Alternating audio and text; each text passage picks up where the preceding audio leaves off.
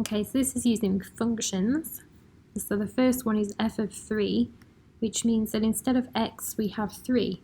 So we're going to replace the x value in f of x with 3.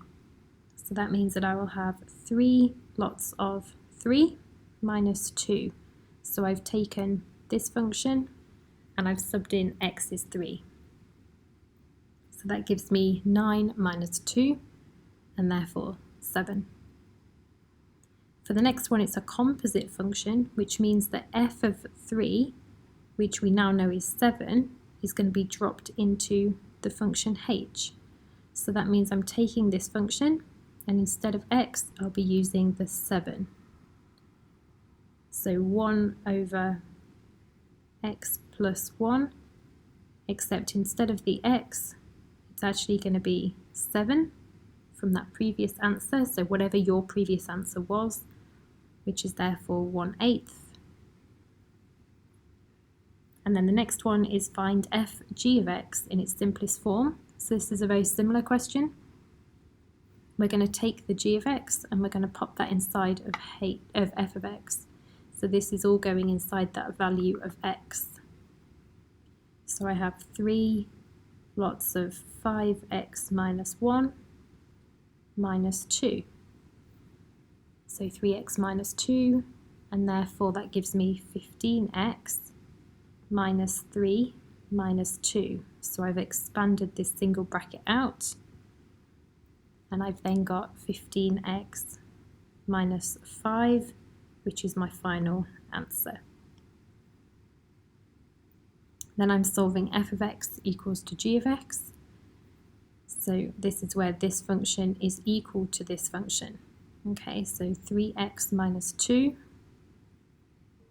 is equal to 5x minus 1. So I'm going to first of all add 2 to both sides. Actually, I'm going to add 1 to both sides. And that's going to give me 3x minus 1 is equal to 5x. Then I can take off the 3 from both sides, or the 3x. So now we know that minus 1 is equal to 2x, and therefore x is equal to minus 1/2. And then find g minus 1 of x. So that is asking for the inverse function of g. So the inverse function. So the original function of g of x is that we have 5x minus 1. And we know that instead of g of x, we could almost think of that as y. So to find an inverse, we swap the x and the y over. And then we need to rearrange and find y on its own. So if I add 1 to both sides, x plus 1 is equal to 5y. And then if I divide by the 5, then I've rearranged it to be y on its own. And that is your inverse function, which is g minus 1 of x. So x plus 1 all divided by 5. And then looking at the next question, we have simplifying 2h of x plus h of x plus 1. So h of x was 1 over x plus 1. 1 over x plus 1. So let's just write that down. So the first one is 2 lots of h of x. So that's 2, 1 over x plus 1.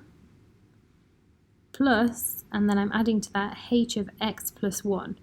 So that's where I've replaced x with x plus 1. Okay, so the first mark was for writing that down. And if I simplify that, I get 2 over x plus 1 is plus 1 over x plus 2. Now to add the fractions, the denominators need to be the same. So let's change the first fraction by timesing by x plus 2 on the top and the bottom.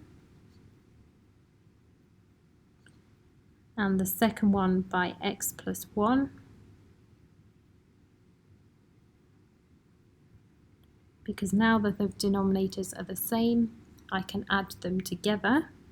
So I have 2x